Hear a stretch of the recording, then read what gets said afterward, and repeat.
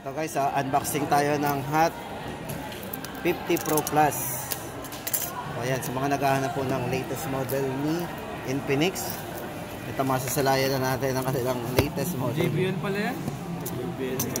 Ano, naka-JBL oh. JBL yan. Tapos ang maganda dito, naka-curve. O, check muna natin yung box. Aba, naka-curve na. Naka 6.8 mm ang nipis po ng screen. All new slim edge design, 3D curve, 120 Hz AMOLED display. Manipis. Okay, ganda oh. Sulit. Bibili ako yung Parang high-end ah. ano na, madami bibili niyan. Inside the box. Tempered. Ganda oh. May case. Oh, ano pang hinihintay natin guys? Budget phone pero pang ano, pang flagshipan ng dating ang design. Pare, buhay mo na. Pang-honor of things. Yan, 16 GB RAM 256. Meron siyang 5 year of smoothness. Naka JBL speaker po tayo. Yan. 256 GB. Yan. Chipset Helio G100 processor. 33 watts advanced fast charging na rin. 5,000 mAh battery at meron siyang dual speaker. Ganda. Inside the box, 33 watts. USB Type-C. Ano lang, may smart talaga. Smart.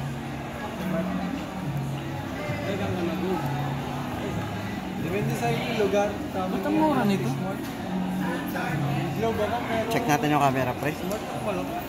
O, pwedeng gesture ah. Kung gusto natin navigation, gesture, pwede.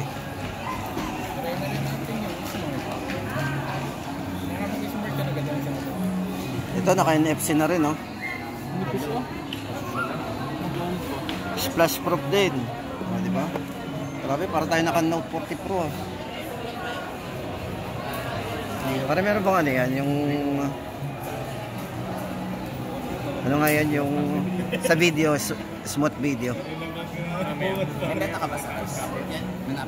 Uy, meron na ring smooth video. Naka 1080 fps na rin. Ang nipis, sobra naman nipis. Sir, check nyo. Smooth video sir sa front at back meron. Naka-stabilize yan.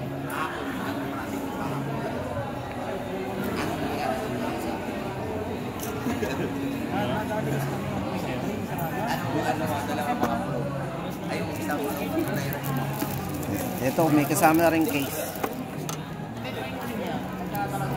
May kasama yung van sa Ito yung case nyo. Hindi, yung pang-tempered sa harap. Oh, meron na po inside the box. Paano ilagay ito? Hindi kami marunong ito. Kaya lalagay na po natin. Kaya pala din niya ako. Yan po yung mga kasama. Tempered case.